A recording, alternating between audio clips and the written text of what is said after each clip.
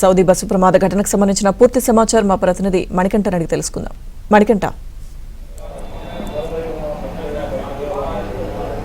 హైదరాబాద్ నుంచి మక్కా యాత్రకు వెళ్లిన సుమారు 45 మంది ప్రయాణికులు ఘోర రోడ్డు ప్రమాదంలో అగ్నికి ఆహుతైపోయారు. 45 మంది ప్రాణాలు అయితే కోల్పోయారు. సౌదీ అరేబియాలో ముప్రిహత్ ప్రాంతంలో ఒక్కసారిగా బస్సు ట్యాంకర్ని ఢీకొట్టడంతో మంటలు చెలరేగి ఈ ప్రమాదం చోటు చేసుకున్నట్లు ప్రస్తుతం తెలుస్తుంది. హైదరాబాద్ నగర వ్యాప్తంగా మొత్తం 4 ట్రావెల్ ఏజెన్సీల ద్వారా సుమారుగా 53 మంది ప్రయాణం అయితే కొనసాగించారు. ప్రస్తుతం ఇందులో 45 మంది అక్కడికక్కడే బస్సు ట్రావెల్లోనే అక్కడే దుర్మరణం పాలయ్యారు. ప్రస్తుతం మనకు సంబంధించి ఆల్మీనా ట్రావెల్ ఏజెన్సీ వద్ద అయితే ఉన్నాము. ఈ ట్రావెల్ ఏజెన్సీ ద్వారా ఎక్కువ సంఖ్యలో ప్రయాణికులు వెళ్ళినట్లుగా కూడా తెలుస్తుంది. అయితే ప్రయాణికులకు అర్థమయ్యే వాడుక భాషలో కేవలం వాళ్ళు పేర్లు ఆల్మీనా లేదంటే ఫ్లైజోన్ అనే పేర్లతో పెట్టుకున్నారు. కానీ రిజిస్ట్రేషన్ అయిన పేర్లు మాత్రం ఒక్కసారిగా పరిశీలిస్తే ఆల్ మక్కా అంటే ప్రస్తుతం ఆల్మీనానే ఆల్ మక్కాగా రిజిస్ట్రేషన్ చేసుకున్నారు. ఈ ట్రావెల్స్ నుంచి ప్రస్తుతం మనం చూస్తున్న ఆల్మీనా ట్రావెల్స్ నుంచి 15 మంది అయితే యాత్రకు వెళ్ళారు. అలాగే బాబా ఆల్ హర్మిన్ అనే సంస్థ నుంచి ఫ్లైజోన్గా పిలువబడుతున్న ఈ సంస్థ నుంచి 21 మంది వెళ్ళారు. హబ్సా నుంచి 5 వెళ్ళారు. అలాగే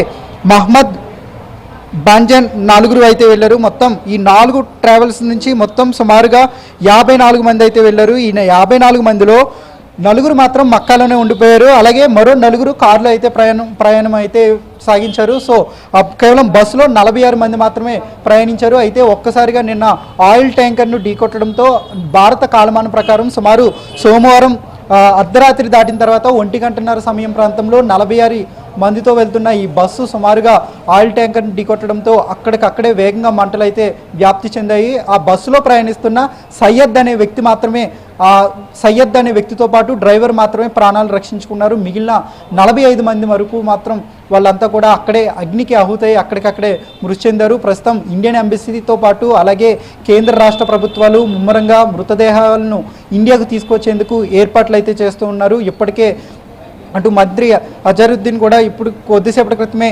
మీడియాతో మాట్లాడుతూ ఎవరైతే మృతుల బంధువులు ఉన్నారో వాళ్ళకి అన్ని విధాలా సాయం చేస్తామంటూ కూడా హామీ ఇచ్చారు. అలాగే ఎక్కువ విదేశంలో సౌదీ అరేబియాలో చోటు చేసుకుంది కాబట్టి ఈ ఘటన. సో అక్కడి నుంచి మృతదేహాలను ఇండియాకు తీసుకురావడం అనేది కొంచెం కష్టతరమైన ప్రాసెస్. అలాగే ఎక్కువ సమయం పట్టే అవకాశం ఉన్నట్లుగా తెలుస్తుంది. సో బంధువులకు కూడా ఇదే విషయాన్ని తెలియజేశారు. అయితే కొంతమంది మాత్రం అక్కడ మక్కాలో అక్కడ చోటు చేసుకున్న ఘోర ప్రమాదంలో 45 మంది మృతి చెందారు. సో ఆ 45 మందిలో కొంతమంది మృతుల బంధువులు ఇప్పటికే హైదరాబాద్ నుంచి సౌదీ అరేబియాకి అయితే ప్రయాణమయ్యారు.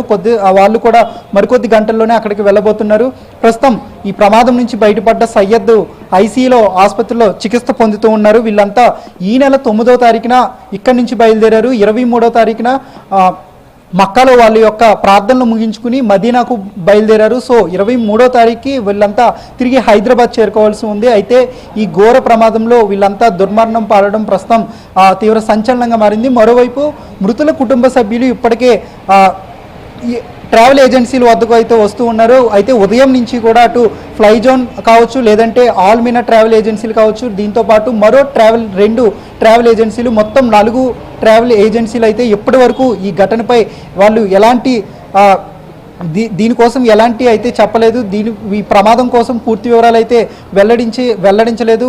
అయినప్పటికీ మృతుల కుటుంబ సభ్యులు బంధువులు మాత్రం ప్రస్తుతం ఈ ట్రావెల్ ఏజెన్సీ వద్ద అయితే వాళ్ళు ఎదురుచూపులు చూస్తూ ఉన్నారు. దీనిపై అటు తెలంగాణ రాష్ట్ర ప్రభుత్వం ఇప్పటికే ఒక హెల్ప్ లైన్ కూడా ఏర్పాటు చేసింది. అలాగే మృతుల కుటుంబ సభ్యుల వివరాలను కూడా ఆరా తీస్తూ ఉంది. అయితే మల్లేపల్లితో పాటు మెహిదీపట్నం ప్రాంతవాసులు ఎక్కువగా ఈ ప్రమాదానికి గురైనట్లుగా కూడా తెలుస్తుంది. ఒకే కుటుంబానికి చెందిన 7 వ్యక్తులు ఆ మంటల్లోనే సజీవ దహనమయ్యారు. అలాగే మరో కుటుంబానికి సంబంధించిన 8 మందిలో 7 మృతి చెందగా ఒకే వ్యక్తి సయ్యద్ అనే వ్యక్తి యువకుడు ప్రస్తుతం ఈ ప్రమాదం నుంచి బయటపడ్డాడు. సో ఈ ప్రయాణం చేసిన వాళ్ళంతా కూడా 46 మందిలో అందరూ కూడా ఒకే కుటుంబానికి చెందిన వ్యక్తులుగా తెలుస్తుంది. ఎక్కువగా చిన్నపిల్లల నుంచి మహిళలు కూడా ఉన్నట్లుగా సమాచారం అందుతుంది. ప్రస్తుతం ఆ మృతదేహాలన్నీ కూడా చాలా దారుణంగా కాలిపోయిన సిచ్యువేషన్లో మృతులను డెడ్ బాడీలను గుర్తించడం కూడా చాలా కష్టతరంగా మారింది.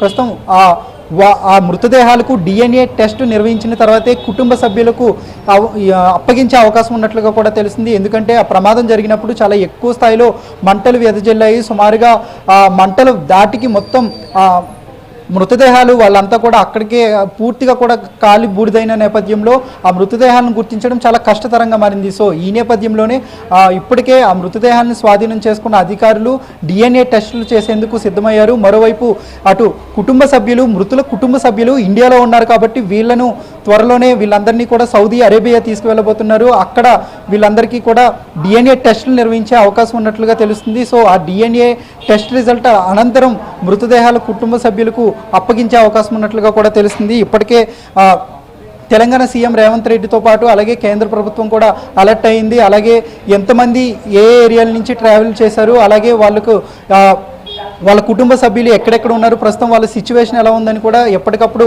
అధికారులు అయితే ఆరా తీస్తున్న సిచ్యువేషన్ కూడా కనబడుతుంది.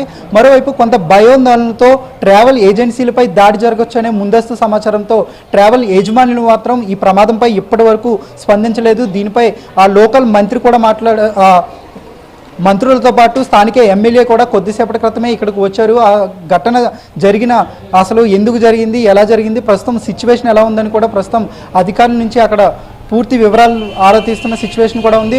అటు మృతి చెందిన మృతుల కుటుంబ సభ్యులతో కొద్దిసేపటి క్రితమే నాంపల్లి ఎమ్మెల్యే కూడా మాట్లాడుతూ వీలైనంత వరకు ప్రభుత్వం తరపు నుంచి అన్ని విధాలా సాయం చేయడంతో పాటు మృతదేహాలను తొందరలోనే ఇండియాకు తిరిగి తీసుకువస్తామంటూ ఆయన అయితే హామీ ఇచ్చారు.